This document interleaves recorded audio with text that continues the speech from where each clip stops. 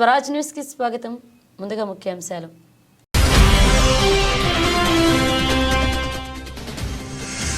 యుక్రెయిన్తో యుద్ధం ముగింపుపై పుతిన్ కీలక ప్రకటన.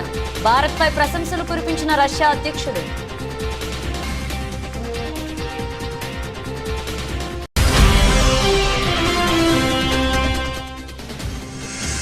రెండు రోజులు కువైట్ పర్యటనకు వెళ్లిన ప్రధాని.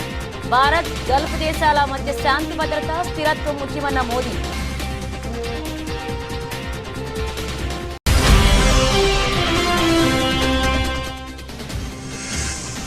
శాసనసభను ఇలా ఆలస్యంగా నడవడం కరెక్ట్ కాదు. స్పీకర్కు హరీష్ రావు సూచన.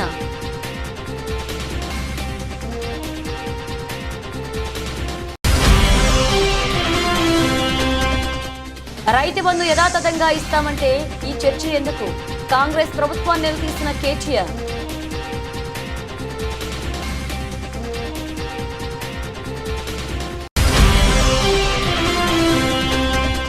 ప్రజల భూములకు రక్షణ కల్పించేందుకు కొత్త చట్టం తీసుకొచ్చాం. భూ కబ్జాలకు పాల్పడితే కఠిన చర్యలు తప్పవన్న సీఎం చంద్రబాబు.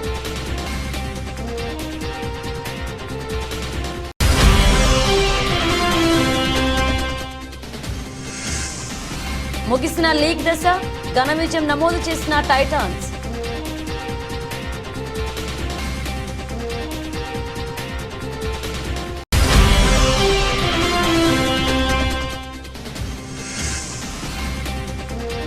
ఓటీటీలోకి పుష్ప 2 క్లారిటీ ఇచ్చిన మేకర్స్.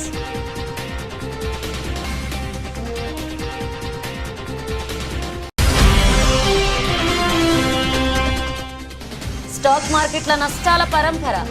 ఆవిరైన 18 లక్షల కోట్లు, 4,000 పాయింట్లకు పైగా నష్టపోయిన Sensex.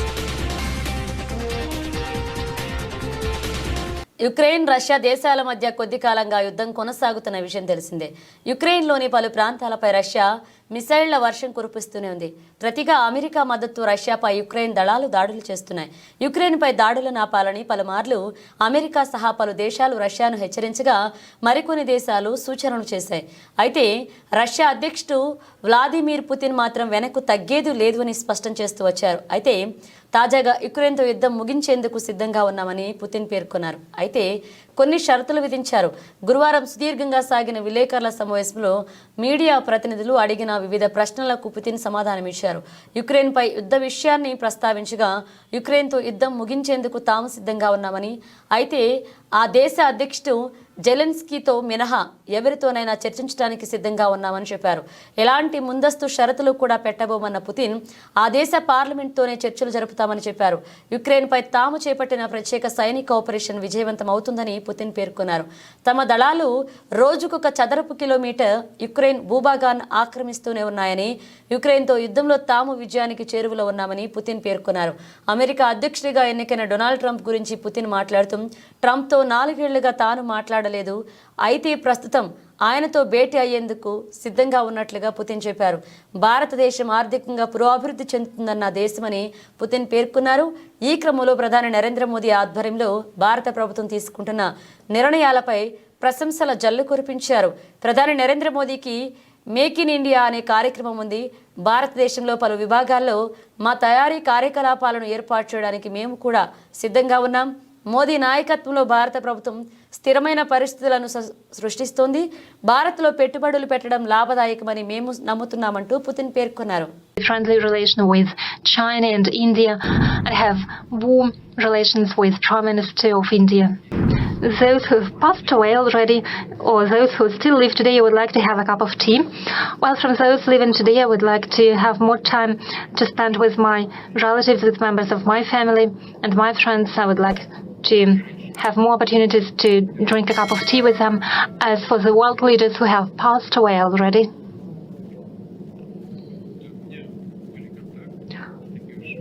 I've had contacts, not so close contacts, but nonetheless, for quite a long time,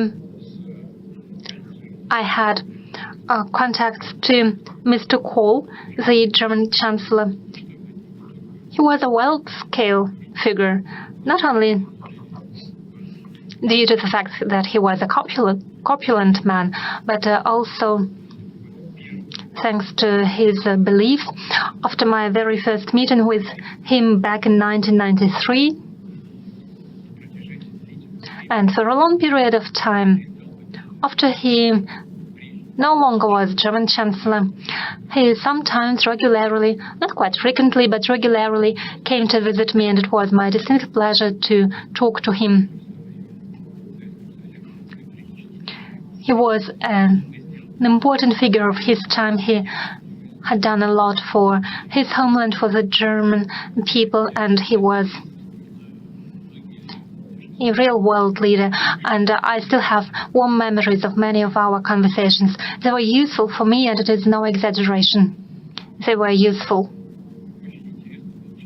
He was a very President of France, Chirac, was a very interesting personality. He has encyclopedic knowledge. He knew everything, whatever you asked him. And he had his own opinion on anything, and he stuck to his opinion.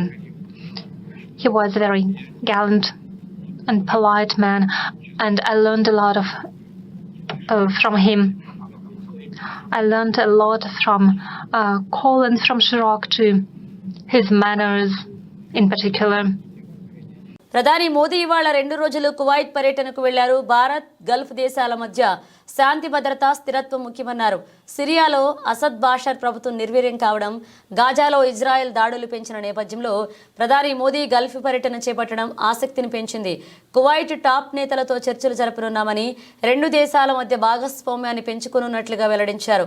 సుమారు 43 ఏళ్ల తర్వాత భారత ప్రధాని Kuwait పర్యటనకు వెళ్తున్నారు. 2 దేశాల మధ్య ఉన్న చరిత్రాత్మక సంబంధాలను గౌరవిస్తున్నట్లుగా చెప్పారు. వాణిజ్య అంశంలో 2 దేశాల మధ్య బంధం బలంగా ఉందన్నారు.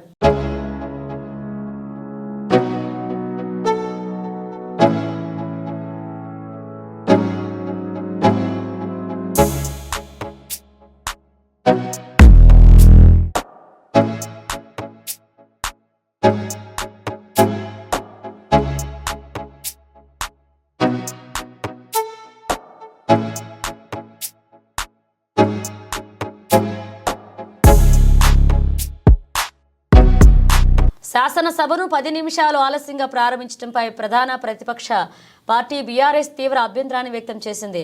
సభ ప్రారంభమైన వెంటనే స్పీకర్ అనుమతితో మాజీ మంత్రి సిద్దిపేట బీఆర్ఎస్ ఎమ్మెల్యే హరీష్ రావు మాట్లాడారు. సమయం 10:10 కావచ్చింది. ఈ సెషన్లో ఏ ఒక్క రోజు కూడా అసెంబ్లీ 10 అంటే 10 గంటలకు ప్రారంభం కాలేదు. మీరు లాస్ట్ సెషన్ చూడండి. 10 ఏళ్లు సభ నడిపితే అదే 10 గంటలకు ఖచ్చితంగా సభ నడిపాం. సభా సమయపాలన పాటించాం. ముఖ్యం. అలాగే ప్రతిరోజు ఈ సెషన్లో 5, 10, 15 నిమిషాలు ఆలస్యంగా సభ ప్రారంభం కావడం కరెక్ట్ కాదు అన్నారు. సభ అందరికీ ఆదర్శంగా ఉండాలి. మనమే ఇలా ఆలస్యంగా నడవడం కరెక్టు కాదని మనవి చేస్తున్నా అంటూ హరీష్ రావు పేర్కొన్నారు. అనంతరం స్పీకర్ అనుమతితో వ్యవసాయ శాఖ మంత్రి తుమ్మల నాగేశ్వరరావు రైతు భరోసాపై స్వల్పకాలిక చర్చ ప్రారంభించారు. రైతు భరోసా విధి విధానాలపై సూచనలు ఇవ్వాలని మంత్రి తుమ్మల సభ్యులను కోరారు. సంక్రాంతి పండుగ నాటికి రైతు భరోసాపై విధి విధానాలను ఖరారు చేసి ఆ తర్వాత రైతు భరోసా చెల్లింపులు చేస్తామన్నారు మంత్రి. ఒక్క రోజు కూడా అసెంబ్లీ 10 అంటే 10 గంటలకు స్టార్ట్ కాలేదు. మీరు లాస్ట్ సెషన్ చూడండి. మేము 10 ఏళ్ళు సభ నడిపితే 10 అంటే 10 గంటలకు ఖచ్చితంగా టెన్షన్గా సభ నడిపాం అధ్యక్ష. సభ సమయపాలన పాటించడం అనేది చాలా ముఖ్యం అధ్యక్ష. ప్రతిరోజు కూడా ఈ సెషన్లో మీరు చూస్తే రోజు 5 నిమిషాలు, 10 నిమిషాలు, 15 నిమిషాలు సభ ఆలస్యంగా ప్రారంభం కావడం కరెక్ట్ కాదు అధ్యక్ష. సభ అందరికీ ఆదర్శంగా ఉండాలి, కానీ మనమే ఇట్లా ఆలస్యంగా నడపడం అయితే కరెక్ట్ కాదని మీకు మనవి చేస్తున్నాం. గత ప్రభుత్వం అమలు చేస్తున్న రైతు బంధు పథకం లబ్ధిదారులకు ఉన్నట్లుగా ఇచ్చే ఉద్దేశం ఉంటే రైతు బంధుపై చర్చెందుకు అని కాంగ్రెస్ ప్రభుత్వానికి BRS working president MLA KTR నిలదీశారు. రైతు భరోసాపై ప్రభుత్వం చేపట్టిన స్వల్పకాలిక చర్చ సందర్భంగా కేటీఆర్ మాట్లాడారు. గత ప్రభుత్వం ఈ పథకాన్ని ప్రారంభించి 73,000 కోట్ల రైతు ఖాతాల్లో జమ అయ్యాయి. మేము ఒక దఫా మాత్రమే చెల్లించామని వ్యవసాయ శాఖ మంత్రి తుమ్మల నాగేశ్వరరావు చెప్పడం అభినందనీయం. రైతు బంధు 21,283 కోట్ల దుర్వినియోగం జరిగిందని మంత్రి తుమ్మల చెప్పారు. 2019-20లో సాగు విస్తీర్ణం 141 లక్షల ఎకరాలని మంత్రి చెప్పారు. 2020-21లో సాగు విస్తీర్ణం 204 లక్షల ఎకరాలని మీరు ఇచ్చిన నివేదికలో ఉంది. రైతు బంధు ఇవ్వడం వల్లే సాగు విస్తీర్ణం 2 కోట్ల ఎకరాలకు పెరిగింది. ఇక మంత్రి తుమ్మల ROFR భూముల గురించి ప్రస్తావించారు. 4.5 లక్షల గిరిజన బిడ్డలకు పోడు పట్టాలు ఇచ్చిన ఘనత కేసీఆర్ది. ROFR పట్టాల కింద ఉన్న భూముల్లో ఒక పంట మాత్రమే సాగు చేసే అవకాశం ఉంటుంది. మేజర్ కాలువలు ఉండకపోవడం వల్ల చాలా కష్టంతో సాగు చేస్తారు. ఈ గిరిజన బిడ్డలకు 2వ విడత రైతు బంధు ఇస్తారా ఇవ్వరా సమాధానం చెప్పాలి. ఇక పత్తి 45 లక్షల ఎకరాల్లో పండుతుంది. ఈ పంట కాలం 8 నెలలు. మరి పత్తి రైతుకు ఒకటే పంట ఇస్తారు, 2 పంటలకు ఇస్తారా? అలాగే కంది పంట కాలం కూడా 8 నెలలు. కాబట్టి కంది పంటకు ఒకటేసారి ఇస్తారా, 2 సార్లు ఇస్తారా లేదా అనేది చెప్పాలని కేటీఆర్ డిమాండ్ చేశారు. రైతు బంధుకు కోతలు పెట్టే ఆలోచన లేకపోతే పీఎం కిసాన్ గురించి మంత్రి తుమ్మల ఎందుకు ప్రస్తావించారు? పీఎం కిసాన్ మార్గదర్శకాలు మీకు మార్గదర్శకం అయితే 25% మంది రైతులకు మాత్రమే రైతు భరోసా వస్తుంది. పీఎం కిసాన్ మార్గదర్శకాలు పాటించమని మంత్రి తుమ్మల చెబుతున్నారు. మరి ఉన్నది ఉన్నట్లు ఇచ్చేందుకు రైతు బంధుపై చర్చ ఎందుకు? రైతు బంధుకు కోతలు పెట్టడం అనుకుంటే ఎందుకు ఈ చర్చ అంటూ కేటీఆర్ ప్రశ్నించారు. 5 ఏళ్ల స్వాతంత్ర భారత చరిత్రలో రైతుకు పెట్టుబడి వ్యవసాయానికి ఇచ్చిన మొట్టమొదటి ప్రభుత్వం తెలంగాణ ప్రభుత్వం, మొట్టమొదటి నాయకుడు కేసీఆర్. అయితే 72,000 కోట్ల రూపాయలు రైతుల ఖాతాల్లో నేరుగా జమ చేయడానికి ప్రేరణ అయింది. అసలు ఆ పథకం ఎందుకు తేవాల్సి వచ్చింది అది చెప్పకపోతే, ఆనాటి పరిస్థితులు ఆకలింపు చేసుకోకపోతే, బ్యాక్గ్రౌండ్ అర్థం కాకపోతే, పథకం ఎందుకు ప్రారంభించాల్సి వచ్చిందో దాని నేపథ్యం తెలియకపోతే మనం ఏం మాట్లాడతాం అధ్యక్ష? ఇంకోటి నేను వారిని కోరుతా ఉన్నా అధ్యక్ష, నీతులు మాకే కాదు కదా చెప్పాలి. విప్ గారు మీరు మీ సభ్యులకు కూడా చెప్పాలి. మరి మేము వడ్లే కొనలేదట, మేము కొననేయలేదు, వ్యవసాయమే జరగలేదు, పద్ధతి కాదు. దయచేసి మీరు మీ సభ్యుల దిక్కు చూసుకొని వాళ్ళతో నేర్పించి ట్రైనింగ్ ఇచ్చారు అధ్యక్ష 2 రోజులు. మరి వాళ్ళ ట్రైనింగ్ చక్కగా ఇచ్చింటే బాగుండేది కదా అధ్యక్ష. అధ్యక్ష మేము ఒకటే అంటున్నాం అధ్యక్ష, ఆ రోజు రైతు కళ్ళల్లో ధైర్యం లేదు. ఉమ్మడి ఆంధ్రప్రదేశ్లో, తెలంగాణ ప్రాంతంలో కళ్ళంలో ధాన్యం లేదు. చిన్న రైతు పెద్ద రైతు అన్న తేడా లేదు అధ్యక్ష. 30-40 ఎకరాలు ఉన్న రైతు కూడా తెలంగాణలో, నేను చెప్పేది వాస్తవం కాకపోతే రేవంత్ రెడ్డిని అడగండి. ఎందుకంటే ఆయన మహబూబ్ నగర్ జిల్లా వలసల జిల్లాగా పేరుపడ్డ జిల్లా. ప్రతి సంవత్సరం 14 లక్షల మంది వలసపోయే జిల్లా అధ్యక్ష. కేటీఆర్ గారు మేము ఆనాడు మొట్టమొదటి ప్రాధాన్యతగా తెలంగాణ రాష్ట్రం ఏర్పడ్డ తర్వాత వ్యవసాయ రంగాన్ని తీసుకున్నాం. వ్యవసాయ రంగం, సాగునీటి రంగం. ఎందుకంటే నీళ్లు, నిధులు, నియామకాలను ఉద్యమ కాలంలో మేమే చెప్పినాం అధ్యక్ష. అందుకే నీటి విషయంలో ప్రతి నీటి బొట్టును వడిసి పట్టి గోదావరి గాని కృష్ణ గాని సాగునీటి అందించాలి, ఖచ్చితంగా రైతుల బీళ్లకు ఖచ్చితంగా నీళ్లు ఇవ్వాలని ఒక ఎజెండాతో పనిచేసినాం. ఆ పునర్నిర్మాణ కార్యక్రమం తీసుకున్నాం అధ్యక్ష. అందులో భాగంగానే అధ్యక్ష, రైతు చల్లగా ఉంటే పల్లె చల్లగా ఉంటుంది అధ్యక్ష. పల్లె కూడా అందరూ బాగుంటారు. ఎందుకంటే గ్రామీణ ఆర్థిక వ్యవస్థకు రైతు కేంద్ర బిందువు. ఆ రైతు బాగుంటే రైతు చుట్టూ అల్లుకున్న అన్ని కుల వృత్తులు బాగుంటాయి అధ్యక్ష. ఆ ఉద్దేశంతోనే వ్యవసాయాన్ని స్థిరీకరించాలనుకున్నాం. మేము రైతు బంధు పెట్టింది ఊరికనే పెట్టలేదు అధ్యక్ష. మా ఉద్దేశం వ్యవసాయ స్థిరీకరణ, వ్యవసాయ స్టెబిలైజేషన్, అగ్రికల్చర్ స్టెబిలైజేషన్. ఆ కార్యక్రమంలోనే కొన్ని విప్లవాత్మకమైన కార్యక్రమాలు తీసుకున్నాం అధ్యక్ష. అందులో ముఖ్యమైనది అధ్యక్ష 24 గంటల నిరంతర విద్యుత్. తెలంగాణ వచ్చినాడు అధ్యక్ష, కరెంటు లేదు. తర్వాత మీరు చూసినట్టయితే ఆనాడు దాదాపు పొద్దున 3 గంటలు, రాత్రి 4 గంటల అధ్యక్ష కరెంటు. దొంగ రాత్రి, అర్ధరాత్రి వచ్చే కరెంటు కోసం కావలగాసే దుస్థితి. దాన్ని మార్చాలనుకున్నాం సమూలంగా. 24 గంటల నాణ్యమైన ఉచిత విద్యుత్ రైతులకు అందించిన ఒకే ఒక్క నాయకుడు భారతదేశంలో కేసీఆర్ గారు అధ్యక్ష. ఆ కార్యక్రమం చేశారు. అదేవిధంగా మంత్రి గారు పేదల భూములను కబ్జా చేస్తే కఠిన చర్యలు తీసుకుంటామని ముఖ్యమంత్రి చంద్రబాబు హెచ్చరించారు. ఇతరుల భూములను కబ్జా చేయకుండా కొత్త చట్టం తీసుకొచ్చామని ఆయన తెలిపారు. ఏ నాయకుడు చేయని విధ్వంసాన్ని గత ప్రభుత్వంలో జగన్ చేశాడని చంద్రబాబు మండిపడ్డారు. ప్రజల భూపత్రాలపై తన బొమ్మను వేసుకున్న వ్యక్తి జగన్ అని ఆగ్రహాన్ని వ్యక్తం చేశారు. గత ప్రభుత్వంలో ల్యాండ్ టైటిలింగ్ యాక్ట్ అనే కొత్త చట్టం తీసుకొచ్చారు. ఆ చట్టంలో ఆనాటి ముఖ్యమంత్రి గుమస్తాలను పెట్టుకుని ప్రజల భూముల మీద పెత్తనం చేసే పరిస్థితికి వచ్చాడంటే ఎంత దుర్మార్గమో ప్రజలు ఒక్కసారి ఆలోచించుకోవాలి. భయంగా బతికారు. మీ భూమిని వేరే వారు కబ్జా చేసినా, మీ భూమిని 22 ఏళ్ళు పెట్టినా, మీ భూమి మీద కాదు అని చెప్పినా మీరు మాట్లాడాలంటే భయపడిపోయే పరిస్థితి ఉండేది. ఈరోజు ఎన్డీఏ ప్రభుత్వం వచ్చింది. మీరు స్వేచ్ఛగా వచ్చి ఎవరు తప్పు చేసినా నేరుగా అడిగే అధికారం ఎన్డీఏ ప్రభుత్వం మీకిచ్చింది అని తెలియజేసుకుంటున్నా. ఇక 2024 ల్యాండ్ గ్రాబింగ్ యాక్ట్ను చాలా పటిష్టంగా తీసుకొచ్చాం. ఎవరైనా వేరే వాళ్ళ భూమిని కొట్టేసి కబ్జా చేస్తే అలాంటి వారిపైన చాలా కఠినంగా ఉంటాం. భూ ఆక్రమణ చేసినా, బలవంతంగా లాక్కున్నా, బెదిరించి లాగేసుకున్నా, మోసం చేసి లాగేసుకున్నా కొత్త చట్టం వర్తిస్తుంది. 6 సంవత్సరాల నుంచి 17 సంవత్సరాల వరకు జైల్లో పెట్టి అధికారం ఇచ్చామని ముఖ్యమంత్రి చంద్రబాబు చెప్పారు. ఈ పక్కన అతను అన్నమయ్య డిస్ట్రిక్ట్ అన్నమయ్య జిల్లా, ఆయన భూమి వేరే వాళ్ళు కబ్జా చేశాడు. కబ్జా చేస్తే ఎక్కడెక్కడో తిరిగాడు. ఎక్కడా పరిష్కారం కాకపోతే నేను ఇక్కడికి వస్తున్నానంటే నేరుగా నాకు ఇస్తే ఆ సమస్య పరిష్కారం అవుతున్న ఉద్దేశంతో ఎదుక్కుంటా వచ్చాడు అతను. ఇలాంటి వాళ్ళు చాలా మంది ఉన్నారు. నేను అందుకని మీరందరూ చూస్తే కొత్తగా ఒక చట్టాన్ని తీసుకొచ్చాం. ఆ చట్టం ల్యాండ్ గ్రాబింగ్ యాక్ట్ 2024. ఈ 2024 ల్యాండ్ గ్రాబింగ్ యాక్ట్ లో చాలా పటిష్టంగా తీసుకొచ్చాం. ఎవరైనా సరే వేరే వాళ్ళ భూములు కొట్టేస్తే, కబ్జా చేస్తే అలాంటి వారిపైన చాలా కఠినంగా ఉంటాం. భూ ఆక్రమణ చేసిన, బలవంతంగా బెదిరించి లాగేసుకున్న, మోసం చేసి లాగేసుకున్న కొత్త చట్టం వర్తిస్తుంది. 6 సంవత్సరాల నుంచి 17 సంవత్సరాల వరకు జైల్లో పెట్టి అధికారం ఇచ్చాం. ఒకసారి ఎవరైనా సరే తప్పు చేస్తే వాళ్ళకు పీడీ యాక్ట్ కింద జైలుకు పంపించే హక్కు ఈ చట్టం కింద తీసుకొచ్చాం.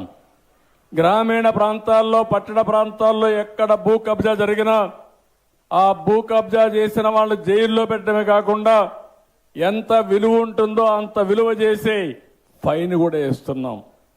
ఒక పక్క ఫైన్ వేస్తాం, ఒక పక్క జైల్లో పెడతాం, ఒక పక్క ప్రభుత్వం ప్రూవ్ చేసుకోవడం కాదు, అది కబ్జా చెయ్యలేదని ప్రూవ్ చేసుకునే బాధ్యత కబ్జా చేసిన వాడికే పెడుతున్నాం.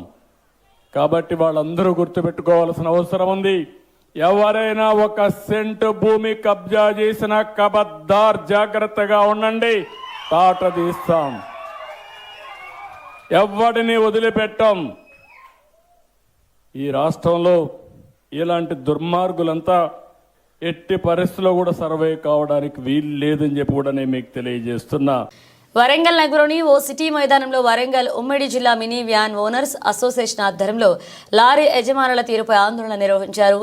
ఫెర్టిలైజర్స్ తరలింపులో 5 టన్నుల నుండి 12 టన్నుల వరకు లారీ యూనియన్ వారి అవకాశం గతంలో కల్పించారని, ఇప్పుడు నిరంకుశంగా డీసీఎంలను ఫెర్టిలైజర్స్ తరలింపులో అనుమతించడం లేదు అని, దీంతో తాము కిస్తీలు చెల్లించకుండా తీవ్ర ఇబ్బందులు ఎదుర్కొంటున్నామని, అంతేకాకుండా దుకాణదారులు యూనియన్ రసీదు లేకుండా డీసీఎం వ్యాన్లకు లోడింగ్ స్లిప్పులు వివరాలంటూ ఆదేశాలు ఇవ్వడంతో తమ డీసీఎంలలో ఫెర్టిలైజర్స్ తరలించేందుకు అధికారులు ఇబ్బందులకు గురి చేస్తున్నారంటూ డీసీఎం ఓనర్లు ఆందోళన వ్యక్తం చేస్తున్నారు.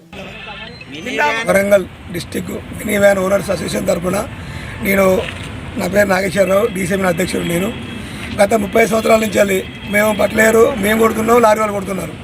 ఇన్ని రోజులు ఏ ప్రాబ్లం లేదు మాకు. ఒక 2-3 ఇయర్స్ నుంచి వెళ్ళి ఒక లారీ యూనియన్ వాళ్ళు ఏర్పడిన తర్వాత వాళ్ళు మమ్మల్ని మా బండ్లు లోడింగ్ పోనీయకుండా మేము 10 నుంచి 12 టన్నుల వరకు వేసుకుంటామని అన్న తర్వాత కొండా సురేఖ మేడం గారి దగ్గరికి వెళ్ళడం జరిగింది. మేము ఆ మేడం గారు నవీనకి అప్పగించి మాకు మా ప్రాబ్లం సాల్వ్ చేసినారు. సాల్వ్ చేసిన తర్వాత ఒక 7 నెలల నుంచి మంచి సజావుగా నడుస్తుంది. నడిచిన తర్వాత ఈ మధ్యలో లారీ బ్రోకర్స్ నేను మళ్ళీ వాళ్ళు లారీ వాళ్ళు మమ్మల్ని లోడింగ్ చేయకుండా, మా బండ్లు పోకుండా, ఈయనకు పోతే అక్కడ వాళ్ళు రాసే వాళ్ళని రానియకుండా మమ్మల్ని ఇబ్బంది పెట్టుకుంటూ మా బండ్లు ఎటు వెళ్లకుండా అడ్డ మీద బండ్లని జామ్ అయ్యి మా ఓనర్లు ఇంటికి లేక చాలా కష్టంగా డ్రైవర్ చేత వెళ్ళక చాలా నష్టపోతున్నాము. దయచేసి మాకు దీన్ని మీడియా తరఫున మాకందరికీ సహకరించవలసిగా కోరుతున్నాం. ఎర్రవల్లి మండలం బీచుపల్లి వద్ద పశువులతో వెళ్తున్న బొలోరో వెహికల్ ఓవర్టేక్ చేసే క్రమంలో ఎదురుగా వస్తున్న వాహనాన్ని ఢీకొట్టడంతో ఈ ప్రమాదం చోటు చేసుకుంది. పలువురికి గాయాలయ్యాయి. పూర్తి వివరాలు తెలియాల్సి ఉంది.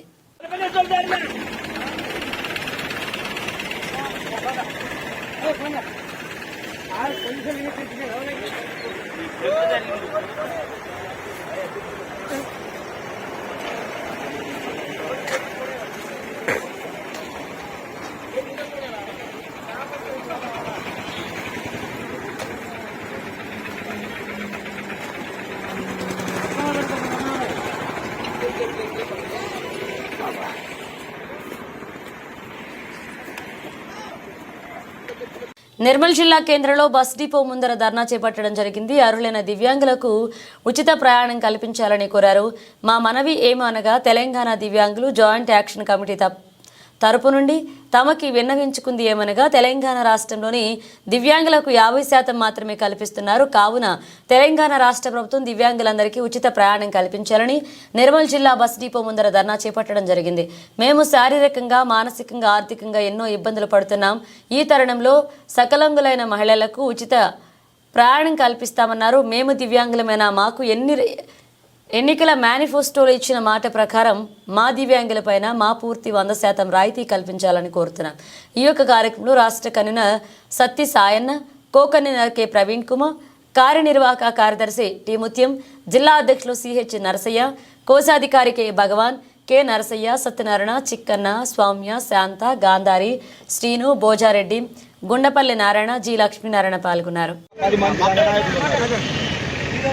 తెలంగాణ దివ్యాంగుల జైలు యాక్షన్ తరఫు నుండి నేను ఇంతకుముందు ఎన్నికలలో మన గౌరవనీయులైనటువంటి ముఖ్యమంత్రి వర్యులు రేవంత్ రెడ్డి గారు మాకు ఎన్నికల మేనిఫెస్టో ప్రకారంగా మాకు ఉచిత బస్సు ప్రయాణం కల్పిస్తామని చెప్పి చెప్పడం జరిగింది. మరి ఇప్పటి వరకు ఎలాంటి ఊసి లేదు. అదే సకలాంగులైనటువంటి దివ్యాంగులకు ఉచిత సౌకర్యం కల్పిస్తున్నారు. మరి అదే మరి వారికి ఇచ్చినంత మాకు సంతోషమే. కానీ మాకు కూడా మా దివ్యాంగులకు రాష్ట్రంలో ఉన్నటువంటి దివ్యాంగులు శారీరకంగా, మానసికంగా, ఆర్థికంగా ఎన్నో రకాలుగా కుదిరిపోయిన తరుణంలో మాకు ఈ ఉచిత బస్ సౌకర్యం కల్పించాలి. ఎందుకంటే మీరు అసెంబ్లీ తీర్మానం చేసి మాకు ఉచిత బస్ ప్రయాణం కల్పించే విధంగా చేయాలని చెప్పి మా దివ్యాంగుల తరఫున ప్రో కబడ్డీ లీగ్ 11వ సీజన్ లీగ్ దశను తెలుగు టైటాన్స్ విజయంతో ముగించింది. శుక్రవారం జరిగిన తమ ఆఖరి లీగ్ మ్యాచ్లో టైటాన్స్ 48-36 తేడాతో పూణేరి ఫల్తాన్ పై అద్భుత విజయం సాధించింది. టైటాన్స్ జట్టులో కెప్టెన్ పవన్ సెహ్రావత్ మరొకసారి సూపర్ 10తో కదం తొక్కాడు. పవన్కు తోడు ఆశిస్ నార్వల్, డిఫెండర్ అంకిత్ కూడా సత్తా చాటారు. పూణే జట్టుతో అజిత్, ఆర్యవర్ధన్ ఆకట్టుకున్నారు. మొత్తం 22 మ్యాచ్ల్లో 12 విజయాలు సాధించిన టైటాన్స్ 66 పాయింట్లతో యు ముంబాతో సమంగా నిలిచింది. లీగ్లో ఇప్పటికే 5 బెర్తులు ఖరారు కాగా మరొక బెర్తు ఎవరితో త్వరలో తేలనుంది. మరొక వైపు 21 మ్యాచ్ల్లో 10వ ఓటమితో పూణే ప్లేఆఫ్స్ రేస్ నుంచి నిష్క్రమించింది.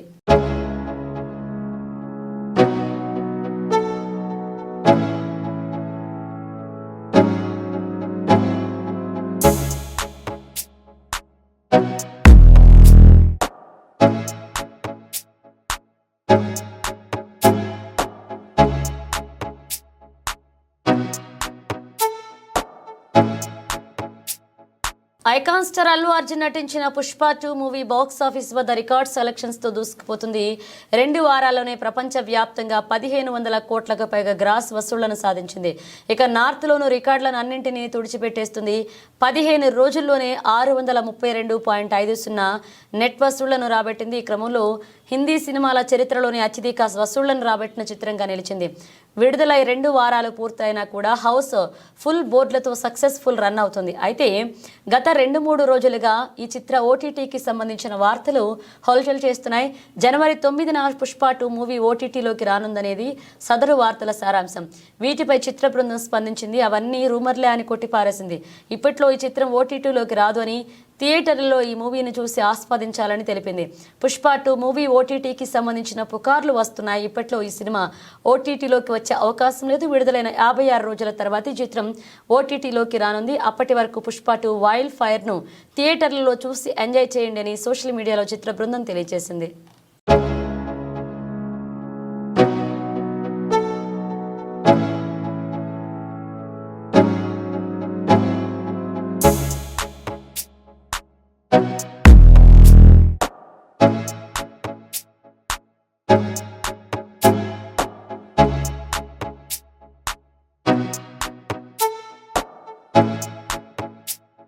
స్టాక్ మార్కెట్ల నష్టాల పరంపర కొనసాగుతుంది. వచ్చే ఏడాది రేట్లను ఆశించిన స్థాయిలో కోతలు ఉండకపోవచ్చని అమెరికా ఫెడరల్ రిజర్వ్ సంకేతాలు ఇవ్వడం మదుపరల్లో సెంటిమెంట్ను దెబ్బతీసింది. దీంతో వరుసగా అంతర్జాతీయ మార్కెట్లు నష్టాల్లో ట్రేడ్ అవుతుండడం, విదేశీ సంస్థాగత పెట్టుబడిదారుల భారీగా తమ పెట్టుబడులను తరలించుకుపోతుండడంతో వరుసగా 5వ రోజు శుక్రవారం సూచీలు నష్టాలు ఏరులు పారాయి. ఇంట్రాడేలో 1300 పాయింట్లకు పైగా నష్టపోయిన 30 షేర్ల ఇండెక్స్ సూచీ సెన్సెక్స్ చివరకు మార్కెట్ ముగిసే సమయానికి 1176.46 పాయింట్లు లేదా 1.49% పతనం చెంది 79,000 పాయింట్ల దిగువకు 78,041.59 వద్ద ముగిసింది. మరొక సూచీ నిఫ్టీ కూడా 364.20 పాయింట్లు లేదా 1.52% కోల్పోయి 23,587.50 వద్ద ముగిసింది. దీంతో వరుసగా 5 రోజుల్లో మదుపరులు 18 లక్షల కోట్లకు పైగా సంపదను కోల్పోయారు. దీంతో BSEలో లిస్ట్ అయిన సంస్థల మార్కెట్ విలువ 18,43,121.27 కోట్లు కరిగిపోయి 4,40,99,217.32 కోట్లకు పడిపోయింది. గత 5 సెషన్స్లో సెన్సెక్స్ 4,091.53 పాయింట్లు లేదా 4.98%, నిఫ్టీ 1,180.8 పాయింట్లు లేదా 4.76% కోల్పోయింది.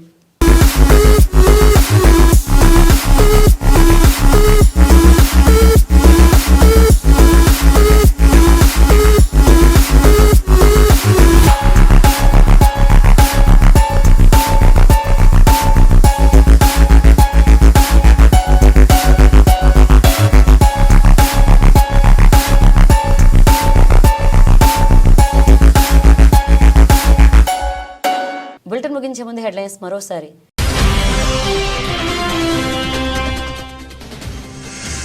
యుక్రెయిన్తో యుద్ధం ముగింపుపై పుతిన్ కీలక ప్రకటన. భారత్పై ప్రశంసలు కురిపించిన రష్యా అధ్యక్షుడు.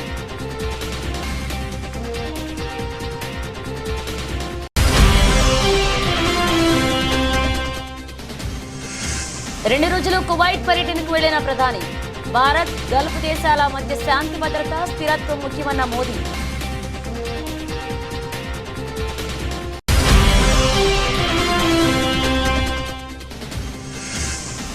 శాసనసభను ఇలా ఆలస్యంగా నడవడం కరెక్ట్ కాదు. స్పీకర్కు హరీష్ రావు సూచన.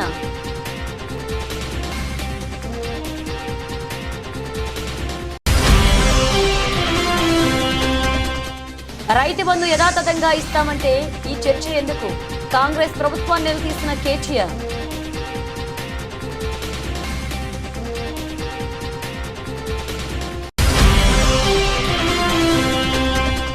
ప్రజల భూములకు రక్షణ కల్పించేందుకు కొత్త చట్టం తీసుకొచ్చాం.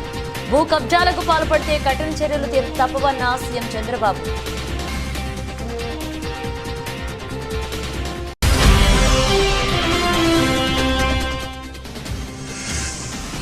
ముగిసిన లీగ్ దశ, ఘన విజయం నమోదు చేసిన టైటాన్స్.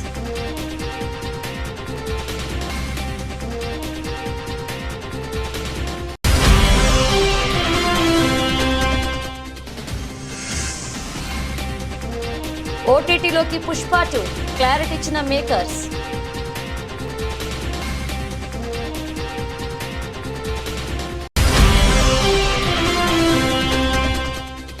స్టాక్ మార్కెట్ల నష్టాల పరంపర. ఆవిరైన 18 లక్షల కోట్లు, 4,000 పాయింట్లకు పైగా నష్టపోయిన సెన్సెక్స్. ఇవి బులెటిన్ అప్డేట్స్. మరణ అప్డేట్స్తో మళ్ళీ కలుద్దాం.